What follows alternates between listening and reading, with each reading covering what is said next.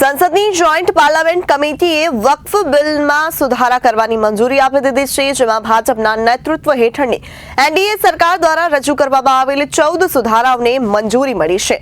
ત્યારે બીજી તરફ વિપક્ષ દ્વારા આપવામાં આવેલી તમામ ભલામણોને ફગાવી દેવામાં આવ્યા છે, જેમાં કુલ 67 પ્રસ્તાવો રજૂ કરવામાં આવ્યા હતા, જેમાં ભાજપ સાંસદ તરફથી 23 ફેરફાર અને વિપક્ષ તરફથી 44 ભલામણો રજૂ કરવામાં આવી હતી। वक्फ बिल सुधारा पर आज सोमवार सवारे 11 वागे योजायेली जेपीसी बैठक में प्रत्येक कलमों पर चर्चा करवामां आवी, जेमां एनडीएना तमाम 14 फेरफारोना प्रस्तावने स्वीकाराता जेसीपी अध्यक्ष जगदम्बिका पाले जणाव्युं छे के समिति तरफथी करवामां आवेल संशोधन कायदाने વધુ સારો અને અસરકારક બનાવશે, જ્યારે વિપક્ષે આ બિલની ટીકા કરતા તેનાથી લોકતાંત્રિક પ્રક્રિયા બરબાદ થવાનો આરોપ મૂક્યો।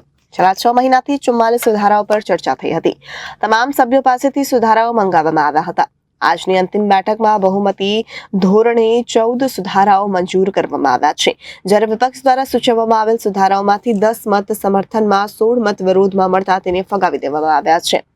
પ્રસ્તાવ રજૂ કરવામાં આવેલા 14 સુધારાઓના નિર્ણયોને અંતિમ સ્વરૂપ 29 જાન્યુઆરીએ આપવામાં આવશે। ત્યારબાદમાં 13 જાન્યુઆરીના રોજ અંતિમ રિપોર્ટ રજૂ કરાશે।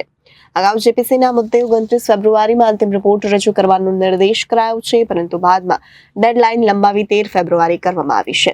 વક્ફ સંશોધન બિલમાં રજૂ કરવામાં આવેલ સુધારાઓ પર અભ્યાસ કરવા પૂરતો સમય મળ્યો ન હોવાની ફરિયાદ કરતા વિપક્ષના 10 સાંસદોને જેપીસીએ સસ્પેન્ડ કર્યા હતા, જેમાં બિલના સૌથી મોટા ટેકાકાર તૃણમૂલ કોંગ્રેસના કલ્યાણ બેનર્જી અને એઆઈએમઆઈએમના ઓવૈસી શામિલ હતા। ज्वाइंट पार्लियामेंट्री कमेटी को जो वक्त के बिल पे मिला था, सरकार के द्वारा 44 संशोधन को लेकर के 1995 का जो प्रिंसिपल एक्ट वक्फ का था, उसमें 44 संशोधन लेकर के आई थी, लेकिन सरकार ने स्पीकर साहब से आग्रह किया था कि हम ये संशोधन वक्फ की बेहतरी के लिए ला रहे हैं, आम लोगों के फ़ायदे के लिए ला रहे हैं, लेकिन हम इसके बावजूद चाहते हैं कि ये वक्फ हमारे जॉइंट पार्लियामेंट्री कमेटी बना करके रेफ़र कर दें। हम इसको और बेहतर डिलीब्रेशंस पूरे देश के स्टेक होल्डर्स के साथ, गवर्नमेंट ऑफिशियल्स के साथ, वक्फ बोर्ड के साथ, माइनॉरिटी कमीशन के साथ, इस्लामिक स्कॉलर के साथ हम और डिटेल डिलीब्रेशंस करना चाहते हैं। तो उस 44 संशोधन को जेपीसी को सुपुर्द कर दिया गया था। जेपीसी की आज उस 44 संशोधन पे जो हैं उस पर एक संशोधन पे चर्चा हुई।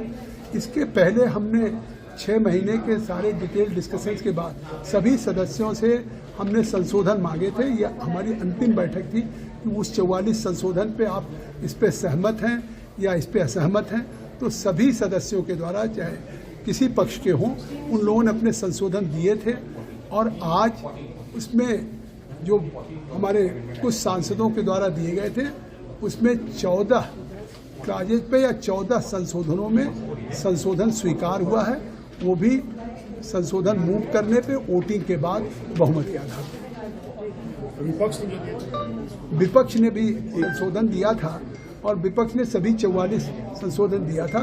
हमने एक संशोधन मूव कराया और उस संशोधनों को हमने पुट टू वोट किया, लेकिन वोटिंग में उनके पक्ष में 10 वोट था और उसके निगेटिव में 16 वोट थे। इसलिए जो विपक्ष के द्वारा या उन लोगों के द्वारा जो 44 संशोधन के विरोध में थे, मैं विपक्ष क्यों कहूँ, जो 44 संशोधन के विरोध में उन्होंने कुछ दिए थे, वो मतलब टर्न डाउन हो गया।